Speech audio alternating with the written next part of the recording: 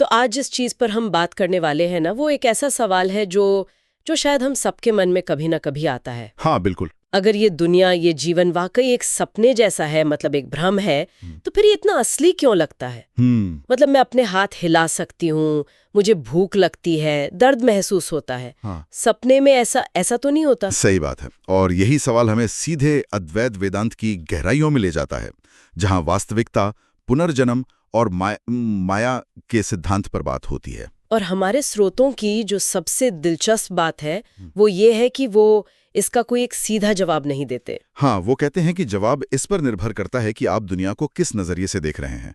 उन्होंने वास्तविकता के 2 स्तर बताए हैं। एक है परम सत्य, मतलब एब्सोल्यूट रियलिटी। अच्छा। और दूसरा है व्यवहारिक सत्य, यानी रिलेटिव रियलिटी, जो हमारा रोज का अनुभव है। तो एक तरह से एक नज़ारा पहाड़ की चोटी से है और दूसरा जमीन पर चलते हुए। क्या बात है, बिल्कुल सही तरीका इसे समझने का।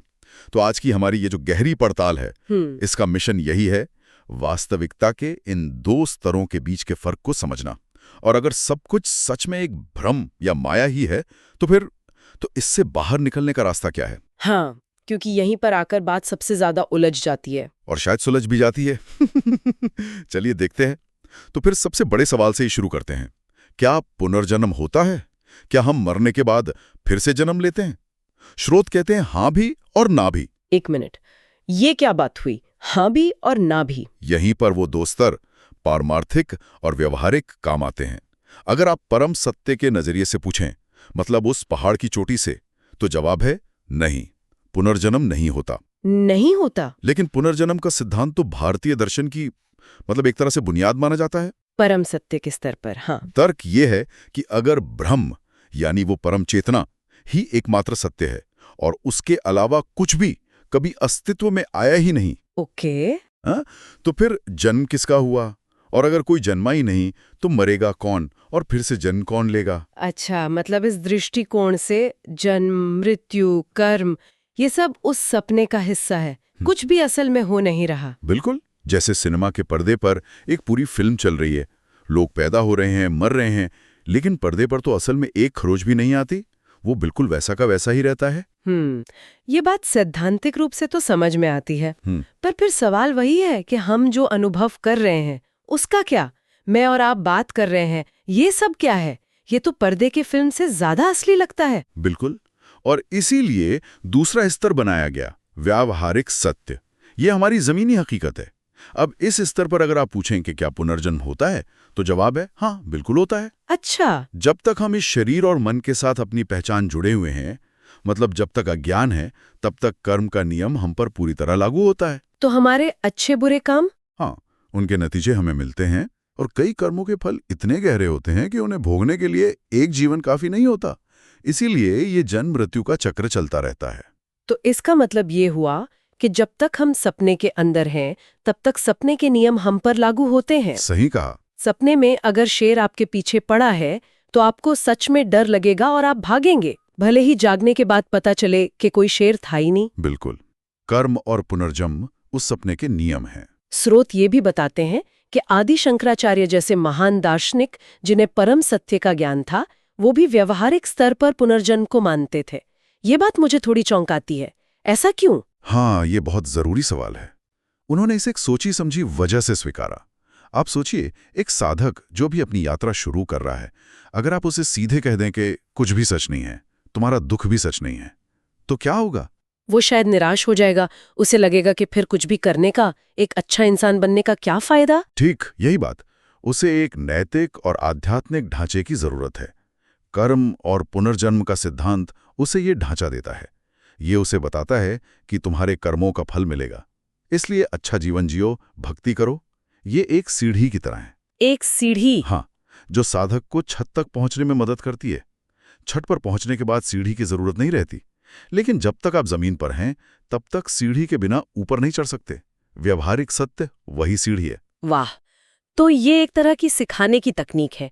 जैसे आप बच्चे को पहले ए फॉर एप्पल सिखाते हैं, ये जानते हुए भी कि भाषा इससे कहीं ज्यादा जटिल है। आपने बिल्कुल सही उपमा दी है।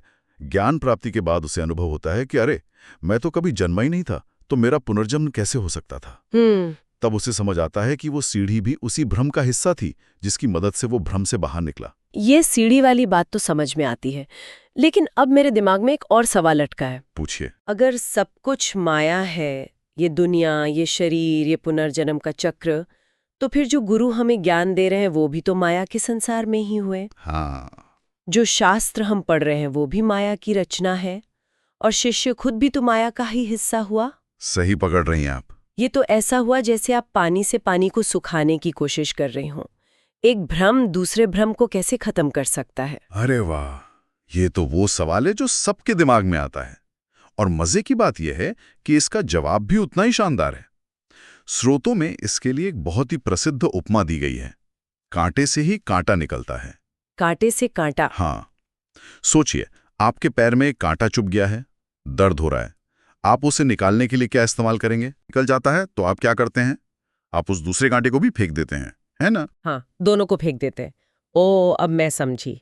तो गुरु, शास्त्र और सारी आध्यात्मिक साधना, वो सब उस दूसरे कांटे की तरह है। बिल्कुल, वो भी हैं तो माया के संसार के ही उपकरण, लेकिन उनका एकमात्र उद्देश्य हमें माया के चुभे हुए कांटे के दर्द से मुक्त कराना है। सार यही है कि भ्रम को तोड़ने के लिए जो उपाय होंगे वे भी भ्रम के भीतर से ही आएंगे। हाँ, आप सपने से जागने के लिए सपने में ही कोई तरकीब लगाते हैं।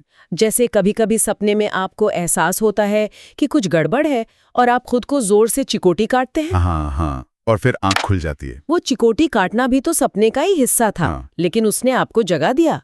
गुरु और शास्त्र वही चिकोटी हैं। ये तो कमाल की बात है। मतलब जिन चीजों को हम आध्यात्मिक मानते हैं, गुरु, शास्त्र, वो भी आखिर में हैं तो उसी भ्रम का हिस्सा, बस उनका काम अलग है। का अस्तित्व भी स्थायी नहीं है। स्रोत कहते हैं कि शिष्य की परिभाषा ही यही है कि वह जो स्वयं को अज्ञानी मानता है, और ये अज्ञान भी तो माया का ही एक रूप है। अरे, तो मतलब शिष्य होने का मकसद ही शिष्य न रहना है, उस पहचान को ही मिटा देना है। बिल्कुल, शिष्य की पहचान ही इस भावना पर टिकी है कि मुझे ज्ञान नहीं है और मुझे ज्ञान चाहिए। गुरु इसी अज्ञान के स्तर पर उतरकर शिष्य से बात करते हैं। वो उस दूसरे कांटे की भूमिका निभाते हैं और शिष्य के अज्ञान रूपी कांटे को निकाल देते हैं। हाँ, अष्टावक्र के हवाले से स्रोतों में कहा गया है कि जहां तक भ्रम है वहीं तक उपाय भी भ्रम के अंदर ही मिलेंगे। तो फिर उस चुराने क्षण में क्या होता है जब आत्म साक्षात्कार होता है? क्या शिष्य को लगता है कि वाह, मैंने माया को जीत लिया? नहीं, अनुभव इससे भी कहीं ज्यादा गहरा होता है।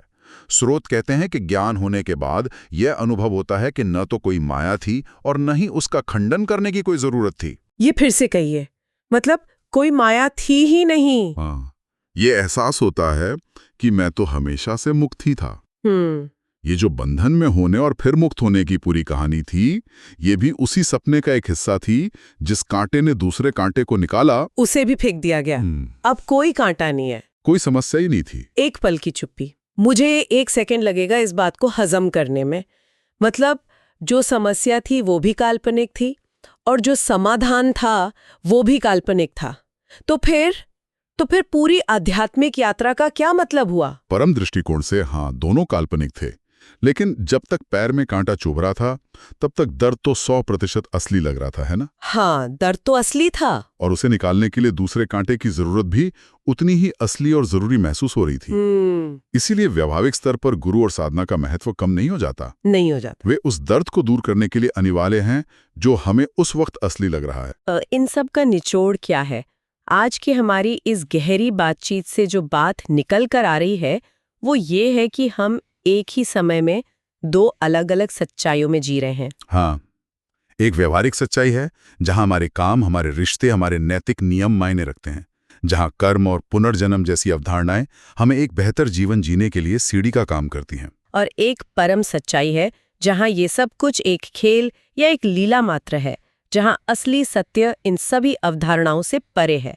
न कोई जन्म, न मृत्यु, न बंधन, न मुक्ति। और सबसे आकर्षक विरोधाभास यही है कि इस तथाकथित भ्रम से बाहर निकलने का रास्ता भी उसी भ्रम के भीतर से होकर जाता है। ये अपने आप में एक अविश्वसनीय यात्रा है और ये हमें एक अंतिम विचार के साथ छोड़ जाती है। सोचने वाली बात यह है कि अगर ज्ञानोदय का अंतिम अनुभव यही है कि मैं तो हमेशा से मुक्ति था, कुछ भी करने की जरूरत थी ही नहीं, तो उस पूरी यात्रा का क्या होता है जो साधक ने की? वो अनुभव, वो संघर्ष, वो बहाए गए आंसू। हाँ, वो ध्यान की गहराइयां।